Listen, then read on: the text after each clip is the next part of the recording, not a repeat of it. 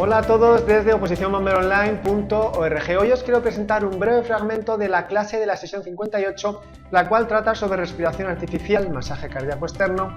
Empezaremos a ver nociones sobre el Consejo Europeo de Resucitación, las últimas recomendaciones del 2015, pero antes de ver las recomendaciones del 2015 haremos una introducción a qué es el Consejo Europeo de Resucitación. Y luego veremos las recomendaciones del 2015 referente a la secuencia y RCP en adultos cuando nos encontramos una víctima en parada cardiorrespiratoria. Vale, dentro del apartado de la respiración artificial vamos a ver los siguientes asuntos. ¿Qué es eso de la respiración artificial? Y vamos a ver las diferentes técnicas de ventilación de rescate sin aparatos, es decir, de forma manual. También veremos la respiración artificial con aparatos o dispositivos, veremos cuáles y cómo se utilizan cada uno de ellos. Dentro de las técnicas manuales de respiración artificial veremos el boca a boca, el boca-nariz, veremos el boca-nariz, veremos boca-estoma, veremos el método de Sylvester y veremos el método de Holger-Nielsen. Una vez que hayamos visto los métodos manuales, vamos a ver qué dispositivos o aparatos nos pueden ayudar a realizar que esta respiración artificial sea más efectiva. Tenemos la cánula de Guedel, también llamada cánula orofaringia, o mejor dicho, la cánula orofaringia, también llamada cánula de Guedel o tubo de Mayo, en el cual veremos cuál es su función, en qué consiste su función, en qué nos va a mejorar ese rendimiento. Vemos cómo se mide. Para utilizar tenemos diferentes tamaños y vamos a ver cómo vamos a medirlo, y vamos a ver también cómo se coloca, entre otras cosas. Veremos también la cánula naseofaringia, veremos también cánulas endotraqueales, tanto nasales como orales, veremos las cánulas de traqueostomía. Veremos la diferencia entre traqueotomía y traqueostomía, ¿vale? Vamos a diferenciar conceptos. Vamos a ver el ambú o el pulmotor en detalle, veremos cuál es su función, cuáles son sus partes, cómo realizamos un aporte extra de oxígeno, explicaremos, aunque va a estar relacionado con esto último que hemos dicho, en qué consiste, qué es el reservorio y para qué se utiliza dentro del ambú o pulmotor, y veremos cómo se usa, cómo se apoya la máscara, etc. También hablaremos sobre el laringoscopio, qué es, para qué se utiliza, y sobre las sondas de aspiración. Una vez que hayamos acabado con este apartado, veríamos el masaje cardíaco externo. En este apartado veremos los siguientes asuntos: cuál es el objetivo de realizar un masaje cardíaco externo, y luego veremos cómo se realiza este en niños y adultos mayores, niños con una compresión más similar a la de un adulto. Luego también veríamos cómo se realiza el masaje cardíaco externo en niños, y luego en lactantes, es diferente, al igual que en embarazadas. En embarazadas tenemos que liberar o no oprimir unas arterias o venas que en una posición de cúbito supino el feto digamos que aplasta o comprime esas arterias o venas, y en esta clase explicamos con detalle cómo se libera esa circulación para poder hacer que el masaje cardíaco externo sea efectivo. Todo eso lo explicamos con detalle en la clase, ¿vale? También vamos a matizar qué pasa con las personas obesas, la eficiencia del masaje cardíaco externo, y sobre las personas de edad avanzada, qué consideraciones hay que tener en cuenta. Una vez que hayamos visto el asunto de masaje cardíaco externo, entraríamos de lleno ya en lo que es el Consejo Europeo de Resucitación, y veremos más adelante las recomendaciones del 2015. Pero antes de entrar en las recomendaciones del 2015, vamos a ver una introducción a qué es esto del Consejo Europeo de Resucitación. Veremos qué es el Comité Internacional de Unificación en Resucitación, que veremos que va a agrupar a diferentes comités o asociaciones en las cuales estamos nosotros, o está Europa, que tiene su Consejo Europeo de Resucitación. Explicaremos cada una de ellas y haremos una breve mención de las recomendaciones que ha establecido el Consejo Europeo de Resucitación a lo largo del tiempo, estableciendo cuál fue la primera, etc. Vale, veremos también la cadena de supervivencia. Ya nos meteremos de lleno en las recomendaciones del 2015, pero veremos aspectos muy generales como la cadena de supervivencia, que son los pasos que hay que seguir en los primeros auxilios de una forma muy simple. También no está matizada, pero bueno, para tener una idea de cuáles son los procesos que hay que seguir en los primeros auxilios, ¿vale? Por lo tanto, ya empezamos a hablar de las recomendaciones del 2015 del Consejo Europeo de Resucitación, y en este caso hablaremos de la cadena de supervivencia. También hablaremos de las nuevas funciones que establece las recomendaciones 2015 para el operador telefónico. Hablaremos del soporte vital básico que está muy unido a la desfibrilización externa automatizada. ¿Vale? Hablaremos en detalle de todo esto. Hablaremos del DEA, del desfibrilador externo automático, dónde reside su importancia y en función de los estudios que se han realizado.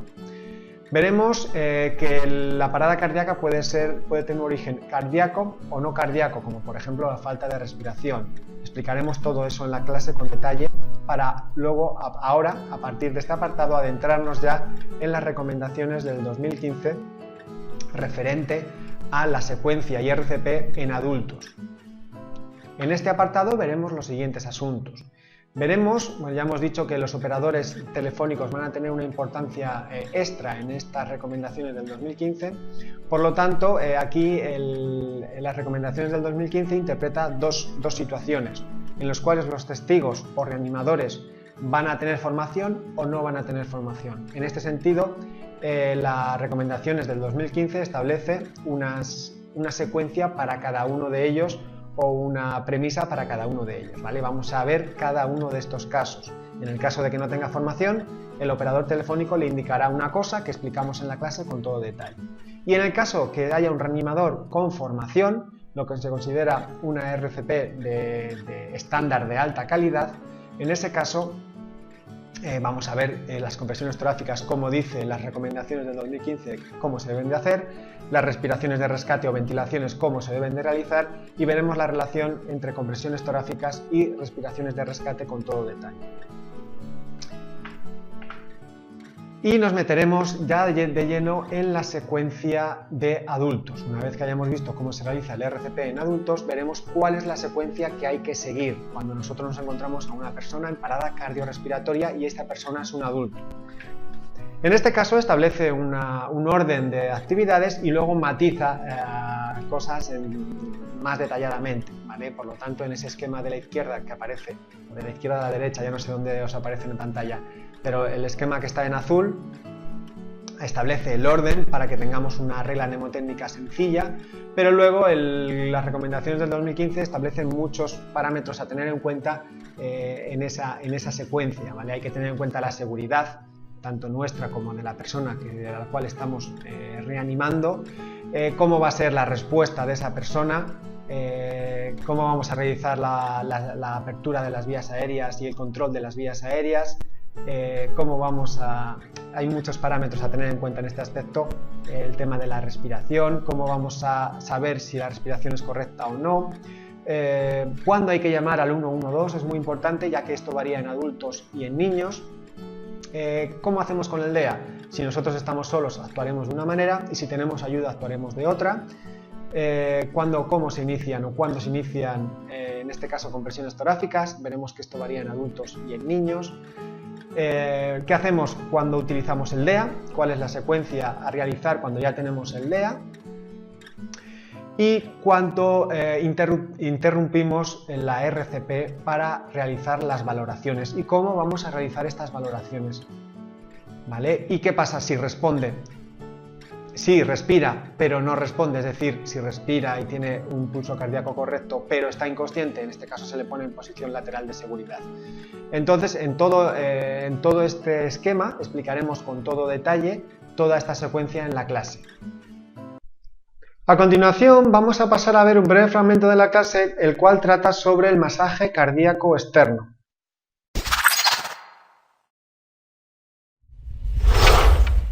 ¿Vale? El objetivo es generar una presión intratorácica intermitente, ¿vale? Como si fuera el propio corazón que tiene sus latidos, para de esta manera establecer un precario flujo sanguíneo que va a transportar la sangre desde el corazón al cerebro, pulmones, etc. Zonas vitales, nos interesa que las zonas sean los más vitales posibles para que la vida se continúe y no se pierda, ¿vale? Pero es importante tener en cuenta que con el masaje cardíaco externo conseguimos un precario flujo, ¿vale? Por eso, después de un cierto tiempo, las posibilidades de vida son muy escasas, porque no mantenemos un flujo tan eficiente como cuando nosotros estamos bien, ¿vale?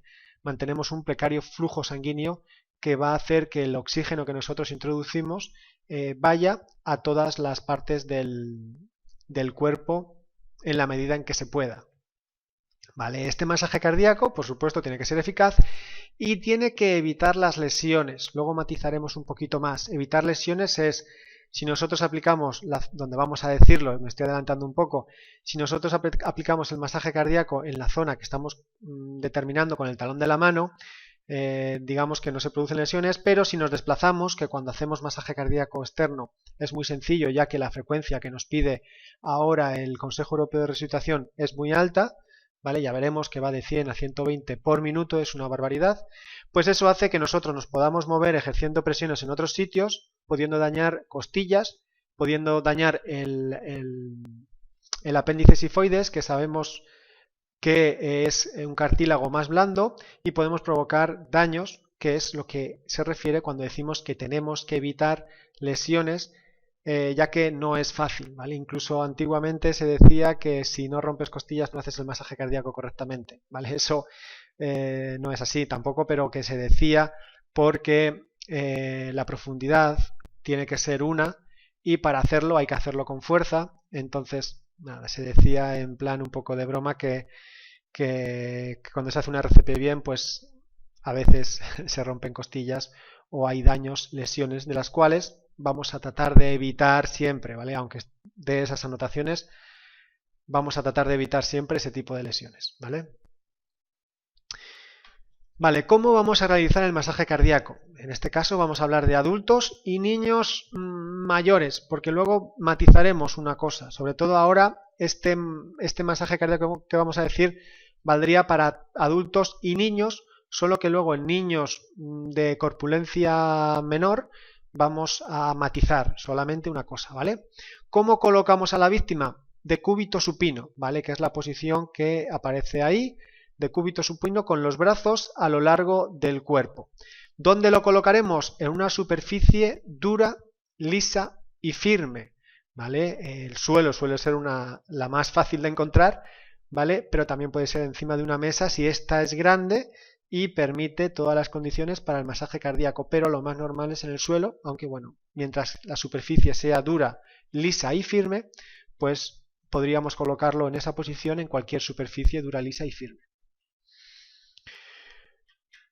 Vale, ¿cómo se va a colocar la víctima? ¿Vale? Aquí hay que pensar, vale, sí, aquí hay que pensar si la víctima, si va a haber un rescatador o dos.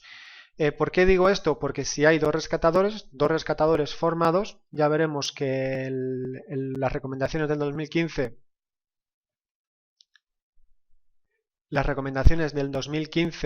hablan sobre rescatadores formados y no formados, pero bueno, en este caso vamos a hablar de rescatadores formados. El hecho de que si hay dos rescatadores formados, uno va a realizar las compresiones torácicas y el otro va a realizar ventilaciones de rescate, ¿vale? Por lo tanto, hay que tener en cuenta el dejar sitio para que el otro pueda ejercer su función, ¿vale? Entonces, ¿qué posiciones podemos encontrarnos? Realmente, si somos dos rescatadores, es decir, uno de ellos se va a dedicar a las respiraciones de rescate, a las ventilaciones, una posición sería al lado de la víctima, es la más común, de rodillas si estamos en el suelo, con los brazos flexionados, con los brazos estirados, perdón, lo explicaremos luego a continuación, realizando las compresiones en este lado de la víctima. Otra opción, repito, si somos dos rescatadores formados, es esta, ¿vale? Que en las recomendaciones del 2015 lo llama ahorcajadas. Una víctima se pone en esta posición que está aquí arriba de la víctima, con una pierna a cada lado de la misma, y realizamos las compresiones torácicas en la misma zona donde lo haríamos si nos pusiéramos de lado. ¿Por qué esta zona es para dos rescatadores? Porque dejamos libres el poder que el otro rescatador pueda realizar las ventilaciones de rescate. Si solo hubiera esta posición es peor que la otra, lo que pasa que si no hay espacio físico, si estamos en un espacio confinado que el cual no tenemos la posibilidad de ponernos al lado, pues esta es una opción que reduce el espacio en el cual nosotros vamos a necesitar para hacer una RCP. ¿Vale? Como he dicho, esta posición de ahorcajadas sería si hay dos rescatadores, pudiendo dejar libre realizar las respiraciones de rescate. Si solo hay un rescatador, se permite la opción de que ésta haga lo mismo que cuando el tamaño es reducido, ¿vale? Se permite que una persona se coloque desde la cabeza, ¿vale? Eso quiere decir que nosotros haremos las compresiones, ¿vale? No estaríamos aquí en este caso si estamos desde la cabeza, pero estaríamos igual que esta persona, solo que en posición inversa desde la cabeza. Es decir, la cabeza de la víctima estaría entre nuestras piernas y nosotros desde aquí ejerceríamos la presión desde esta posición, ¿vale? Pero en ese caso, esa RCP es cuando hay solamente un rescatador formado y nadie le va a ejercer insuflaciones, ya que en esa posición, ¿vale? No sé si se ve bien en la imagen, impedimos que alguien pueda realizar respiraciones de rescate, ¿vale? Por lo tanto, la posición va a influir si somos dos rescatadores formados o si solamente hay un rescatador y no se le va a ejercer las respiraciones de rescate, que es lo que haría otro si hubiera dos rescatadores formados.